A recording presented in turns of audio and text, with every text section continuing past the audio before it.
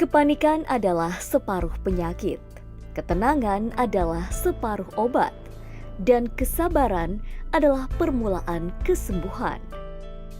Seakan terinspirasi kata-kata bijak yang dirangkai Ibnu Sina ribuan tahun lalu ini, Umi Hairiah, seorang penyintas kanker ovarium, bangkit dari penyakitnya. Tetap semangat sih sebenarnya, Mas. Tetap dari diri kita juga. Kalau kita tidak memikirkan penyakit, katanya menjadi penyemangat kita sebenarnya. Kita ibaratkannya apa ya, Mas ya? Sebenarnya kita sudah down, tapi kita happy kan. Jadi kita nggak ke situ pikiran kita. Ya tetap berobat dan tetap semangat, itu saja sih. Ya, Umi harus menghadapi kenyataan pahit dalam hidupnya. Karena salah satu harta paling berharga sebagai seorang perempuan harus terenggut karena serangan penyakit mematikan. Sebuah tumor ganas berukuran besar bersemayam di tubuhnya. Saya sebenarnya kena tumor. Tumor itu ya seperti tumor di indung telur. Di indung telur dan di sebelah kanan. Di sebelah kanan. Itu di diameter hampir 5 kilo ya.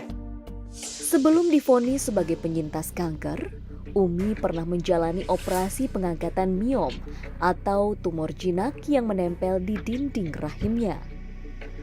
Tak disangka, beberapa tahun pasca operasi pengangkatan miom, ia mengalami gejala tak biasa di perutnya. Gejalanya itu saya merasa aneh di perut saya. Saya rasa seperti tidak seperti orang biasanya. Jadi saya merasa khawatir dan pergi langsung memeriksakan USG di PMI. Jadi disitulah dokter meragukan bahwa ini barangkali tumor ini. Dia perhatikan sekali lagi, memang detail, nampaknya ini tumor jinak, tapi kita biopsi ya Bu, kita operasi baru kita tahu nanti hasilnya. Meskipun jarang terjadi, miom berkembang menjadi kista yang bersifat ganas atau kanker. Umi hanya bisa pasrah kala dokter menemukan kista berukuran cukup besar di ovarium. Awal tahun 2022, Umi pun harus menjalani operasi pengangkatan ovarium beserta massa yang ada pada ovariumnya. Hasil pemeriksaan laboratorium pada kista yang ditemukan di tubuh Umi sangat mengejutkan. Hasilnya sangat mengecewakan saya. Aduh, sangat membuat saya drop ya. Pada saat itu kita kan awalnya dokter yang pertama tidak mengapa kita, karena beliau pergi ke luar negeri dan saya beralih dokter. Jadi beralih dokter yang di daerah di RSP juga ya. Jadi mereka dokter yang ini melihat saya sepertinya ini ganas katanya gitu. Jadi saya down juga, dia bilang begitu, tapi kita lihat dulu nanti kalau ganas kita buang semua, kalau apa hanya itunya saja kita buang indung telurnya, katanya gitu sih Mas. Derita Umi tak berhenti di situ. Operasi pengangkatan ovarium tak membuatnya bebas dari cengkraman kanker yang menderanya. Untuk memastikan sel kanker di tubuhnya tak menyebar, Umi diharuskan menjalani kemoterapi. Tapi saya berpikir kalau saya kemo pasti akan drop rasanya ya.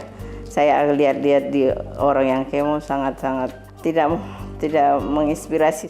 Perempuan tangguh asal Sumatera Utara, berusia 54 tahun ini tak mau menyerah. Sekuat tenaga ia mencari pengobatan terbaik. Umi ingin bangkit dan kembali sembuh, agar bisa menjadi inspirasi bagi kaum hawa penyintas kanker lainnya. Tidak ada gejala, memang tidak ada gejala. Makanya saya ibu-ibu yang di rumah, biarpun tidak ada gejala, kalau sudah ada kelainan di dalam tubuh kita, lebih baik disegerakan. Paling tidak kita check up. Ya, seperti halnya kanker payudara dan kanker serviks, kanker ovarium jadi salah satu momok yang menakutkan bagi para kaum perempuan. Bagaimana tidak? Berdasarkan data Globokan 2018, kasus kanker ovarium di Indonesia menempati peringkat ketiga dan peringkat ke-8 pada perempuan di dunia. Meski penyebab kanker ovarium tidak diketahui secara pasti, para ahli menyebut rata-rata penyintas adalah mereka yang telah lewat usia menopause, memiliki anggota keluarga dengan penyakit serupa, atau kanker usus besar dan kanker payudara. Mirisnya, sebagian besar dari pasien kanker ovarium ditemukan pada stadium lanjut. Karena pengidap kanker tak menganggap gejala awal kanker ovarium, seperti kembung, sembelit, hingga gangguan menstruasi adalah sebagai gejala sakit yang serius. Pada dasarnya, kanker ovarium disebabkan oleh mutasi DNA pada sel di sekitar ovarium, sisi kanan dan kiri, yang kemudian tersambung dengan saluran tuba dan serviks atau leher rahim. Sehingga pasien harus menjalani tindakan medis berat, seperti operasi pengangkatan ovarium. Bahkan, pasca operasi, pasien masih harus menjalani kemoterapi untuk memastikan sel kanker hilang. Namun faktanya, tak semua pasien mampu menjalani tindakan medis berat.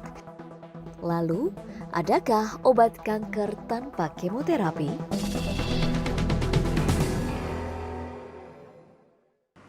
Ya saudara, itu dia tadi tayangan yang menjadi pembahasan kita pada hari ini dengan tema adakah obat kanker tanpa kemoterapi. Tentunya tema ini akan dibahas oleh ahlinya, yaitu ada Dr.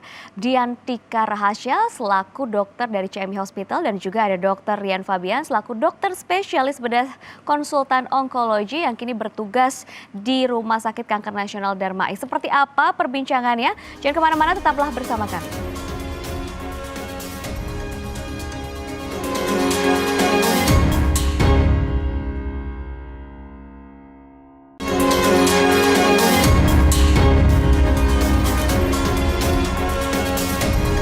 Masih bersama kami dalam bincang kita, tentunya masih bersama saya Widi Yunanda dan juga ada Dr. Rian dan Dr. Diantika di sini. Kita akan membahas adakah obat kanker tanpa kemoterapi. Pertama mungkin saya akan bertanya kepada Dr. Rian, ketika kita mendengar ini kanker merenggut banyak sekali orang atau jutaan orang atau jutaan manusia setiap tahunnya. Apakah bisa dikatakan bahwa penyakit kanker ini adalah vonis mati bagi penderitanya nih, Dok? Oh, belum tentu ya. Jadi tergantung dari stadiumnya dan stagingnya dan jenis kankernya itu sendiri. Enggak serta-merta orang yang divonis kanker itu ya vonis mati gitu, enggak. Jadi tergantung stadiumnya sih. Jadi sebenarnya ketika kita dinyatakan kanker itu bukan berarti vonis mati ya, Dok ya. Apalagi sekarang memang banyak juga nih upaya-upaya pengobatan yang bisa dilakukan. Tapi kenapa, Dok? Banyak orang juga yang masih mindsetnya tuh penyakit kanker itu penyakit yang sangat mematikan. Ya memang karena mungkin kurang informasi ya. Memang para pasien atau penderita kanker itu dia nggak tahu harus berobat kemana. Jadi mereka hanya mendengar dari mulut ke mulut, oh kalau kena kanker mati, kena kanker mati. Jadi belum tentu, tergantung dari stadium, stagingnya dan jenis kankernya, saya rasa itu. Tapi kalau dari data-data memang kanker bisa dikategorikan sebagai salah satu penyakit mematikan di dunia. Ini apakah karena memang keterlambatan dari tindakannya atau bagaimana? Faktor-faktor apa saja? Ya, saya bilang ya, faktor stadium yang menentukan. Sebenarnya makin lanjut stadiumnya, misalnya datang dengan stadium 3, stadium 4, angka kematian cukup tinggi. 2 tahun pertama, 3 tahun pertama mungkin bisa 50% meninggalnya dibandingkan pasien datang dengan stadium awal gitu. Baik, sebelum kita lanjutkan perbincangan ini ada juga tayangan yang menarik tentunya yang bisa kita saksikan bersama-sama seperti apa tentunya terkait tema kita hari ini. Yuk kita saksikan sama-sama.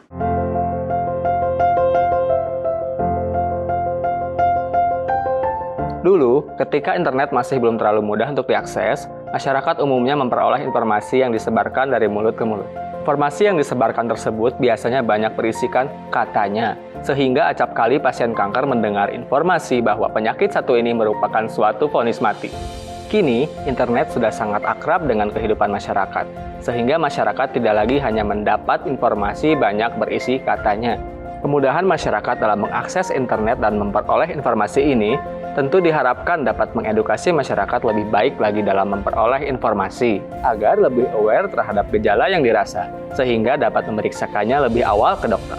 Namun sayang, maraknya penyebaran informasi ini tidak terdampingi dengan baik, sehingga masih saja ada misinformasi yang menyebabkan pasien kanker merasa bahwa penyakitnya merupakan vonis mati.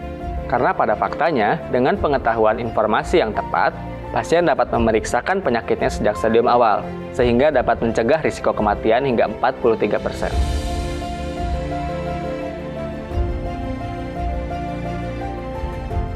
Baik Dokter Rian, dari segi pengobatan itu sendiri yang sudah berkembang saat ini, seberapa banyak sih pengobatan yang bisa dilakukan sebagai tindakan dari kanker? Secara garis besar mungkin ada 6 ya. Operasi, radiasi, kemoterapi, hormonal terapi, imunoterapi, targeting terapi, ya itu secara garis besar. Tapi nanti kita modifikasi stadium mana yang berhak mendapatkan terapi ini, gitu. Enggak semuanya dapetin semua 6 ini. Gitu. Oke, dari sebanyak ini deh, Dokter Dian, tentunya apakah ada pengobatan-pengobatan lain, terutama yang saya dengar bahwa CMI Hospital ini memiliki metodenya sendiri, bisa dijelaskan seperti apa? Baik Mbak Widi, jadi kembali lagi perkembangan ilmu kedokteran itu terus berkembang terus sehingga mungkin membantu untuk kesembuhan pasien lebih baik lagi seperti itu ya. Jadi kalau di CMI sendiri kita menggunakan metode yaitu metode Ibnusina seperti itu. Perbedaannya seperti apa nih? Kalau perbedaannya dengan kemoterapi misalkan seperti itu ya Mbak. Jadi Ibnusina ini metode ini bisa menjadi pilihan gitu. Jadi pilihan kalau misalkan ada beberapa pasien kan karena pasien itu kan memiliki hak untuk memilih pengobatan seperti itu ya Mbak ya. Jadi kalau misalkan dia tidak mau kemoterapi bisa menggunakan metode Ibnusina. Jadi ini pun perbedaannya cukup banyak. Salah satunya mungkin bahan yang digunakan, kemudian jumlahnya berapa obat yang dikonsumsi, kemudian ada juga caranya seperti apa. Nah caranya ini kalau metode Ibnusina hanya mengkonsumsi obat oral saja gitu. Kemudian efek sampingnya seperti apa? Apakah ada efek samping seperti kemoterapi? Itu sangat berbeda dengan metode Ibnusina. Nah untuk lebih jelasnya lagi Mbak, mungkin kita bisa mendengarkan penjelasan dari tim kimia dari CMI.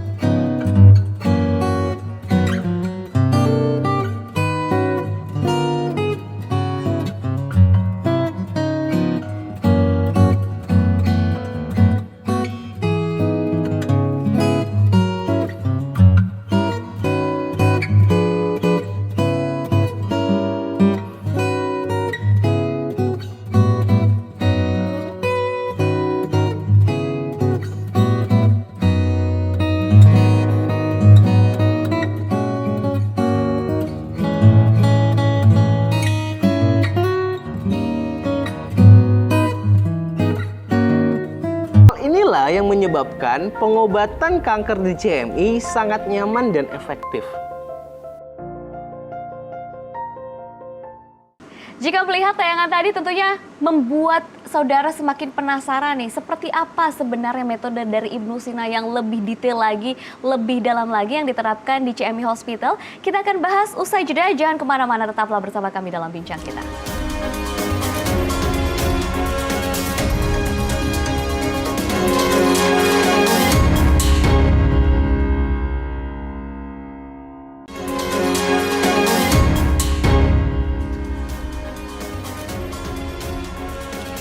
kasih Anda masih bersama kami dalam bincang kita, tentunya masih membahas mengenai tema adakah obat kanker tanpa kemoterapi. Dan seperti janji saya di segmen sebelumnya, bahwa ternyata memang ada tindakan atau pengobatan yang dilakukan tanpa kemoterapi untuk kasus penyakit kanker ini yang dilakukan di CMI Hospital melalui metode Ibnu Sina. Pastinya semakin penasaran seperti apa, yuk kita saksikan sama-sama tayangan berikut ini. Kanker terjadi akibat pertumbuhan sel-sel abnormal yang ganas dan tidak terkendali di dalam tubuh. Penyakit ini diperkirakan sudah ada sekitar 3.000 sebelum Masehi. Karenanya, kanker jadi perhatian para dokter dan ilmuwan dunia karena efek yang ditimbulkan sangat mematikan. Jauh sebelum peradaban pengobatan modern tercipta, Ibnu Sina telah melakukan penelitian dan merancang komposisi obat untuk pengobatan kanker yang ditulis di dalam karya bukunya The Canon of Medicine Al-Qanun fil Al-Tib. Formulasi Ibnu Sina yang dikenal kehebatannya di seluruh dunia dijadikan dasar pengobatan di Canon Medicine Indonesia atau CMI Hospital.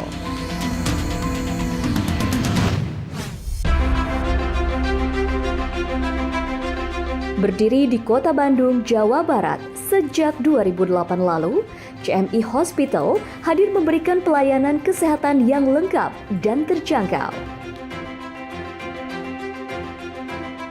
Dengan mengadopsi metode pengobatan komplementer, kedokteran klasik timur berbasis formula Ibnu Sina yang terintegrasi dengan metode konvensional kedokteran modern, terapi medis di CMI Hospital menjadi lebih nyaman, minim efek samping, dan tanpa tindakan invasif. Selain mengaplikasikan ilmu medis konvensional, Klinik GR Setra CMI juga menerapkan ilmu yang diambil dari buku Al-Qanun fi Al-Tib atau The Canon of Medicine, yang merupakan buku yang ditulis oleh Bapak Kedokteran Modern, yaitu Ibnu Sina atau Avicenna. Meskipun buku ini sudah ada sejak 10 abad yang lalu, namun keilmuannya masih sangat relevan hingga saat ini. Bukan hanya itu saja, Klinik GR Setra CMI juga terus mengikuti perkembangan ilmu pengetahuan dan juga teknologi terbaru. Hal ini untuk menyokong pelayanan pasien dari sejak penegakan diagnosis hingga pemberian terapi.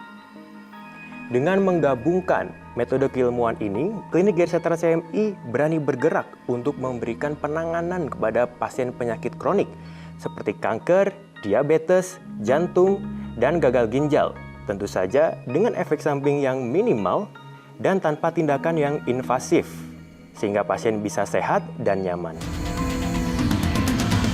CMI Hospital berkomitmen memberikan pelayanan terbaik pada setiap pasien dengan dukungan fasilitas medis yang dilengkapi dengan laboratorium, tenaga dokter ahli, ruang rawat jalan, dan ruang rawat inap, serta instalasi farmasi medis dan komplementer yang lengkap. Pelayanan CMI mencakup pelayanan konsultasi medis, konsultasi komplementer, diagnostik laboratorium klinik, pengobatan modern, dan pengobatan klasik timur berbasis formula Ibnu Sina. Umumnya, metode pengobatan pasien kanker saat ini dilakukan lewat tindakan operasi dan kemoterapi. Selain memiliki efek samping, juga membutuhkan biaya yang besar. Di klinik utama CMI, metode untuk pengobatan penyakit kanker sudah dibuat dengan sistematis berdasarkan ilmu Qanun karya Ibnu Sina.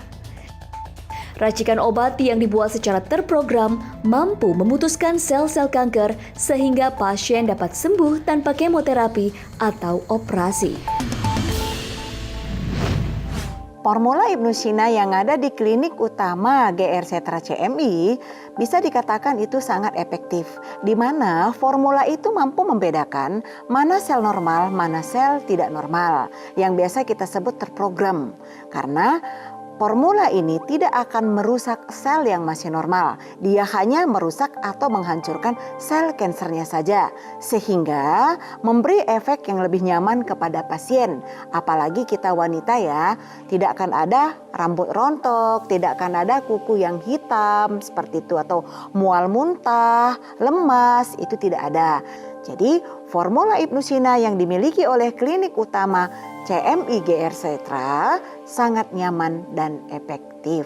Untuk semua sahabat CMI yang ada di Indonesia maupun di luar negeri yang sudah pernah melakukan operasi, kemoterapi dan radiasi, tapi belum mendapatkan hasil yang efektif dan lebih nyaman, silakan datang ke klinik utama CMI yang di Bandung karena formula Ibnu Sina yang dimiliki oleh klinik utama CMI mampu memberikan solusi untuk pasien pasca operasi, kemoterapi dan radiasi agar mendapatkan hasil yang lebih nyaman dan efektif. Dengan terapi medis yang menggabungkan ilmu kedokteran modern dan komplementer berbasis formula Ibnu Sina, tingkat kesembuhan pasien bisa mencapai 80%. Tak heran, kini klinik utama CMI menjadi pilihan utama banyak pasien. Saya kenal dengan CMI ini dari YouTube, saya perhatikan, mungkin Allah memberi jalan dan saya ketemu dengan Mas Afrizal ya. Jadi saya sudah hampir 8 kali pengobatan. Jadi memang sangat baik dah, signifikan, dan hasil lab saya juga alhamdulillah memuaskan. Ya karena metodenya saja saya suka, jadi tidak ada merusak sel-sel organ dalam kita seperti gugurnya rambut kita ya, botak, mengalami kebotakan tidak, dan tidak mengalami drop lah untuk tubuh kita, gitu aja sih.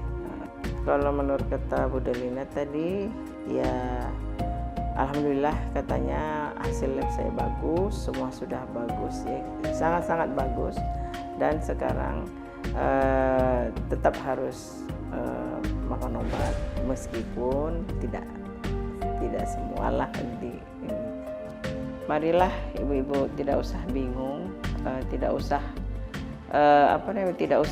gundah lah ya, gundah gulanan untuk memikirkan penyakit. Ada solusinya. Marilah bergabung ke CMI, mudah-mudahan ibu-ibu dibantu dengan cara pengobatan. Ibnu Sina ini sangat baik sekali untuk ke tubuh kita, tidak merusak sel-sel kita. Alhamdulillah, saya tidak merasakan apapun dari yang saya rasakan dari penyakit saya. CMI Hospital hadir memberikan solusi tak hanya untuk penderita penyakit kanker, namun juga penyakit mematikan lainnya seperti jantung, gagal ginjal, dan diabetes.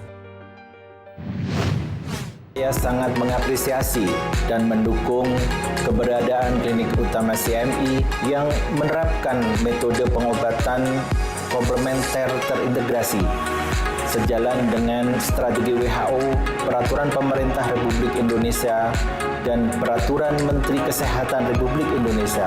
Semoga klinik utama CMI dapat menjadi pilihan yang baik, nyaman, dan dapat meningkatkan kualitas hidup pasien. Bila Anda sudah divonis menderita kanker, tak perlu khawatir. Segera konsultasikan dengan datang langsung ke klinik utama CMI di Jalan Tubagus Ismail 7, nomor 21, Kota Bandung. Atau telepon di nomor 022 253 1000 dan di nomor WhatsApp di 0812 2998 327.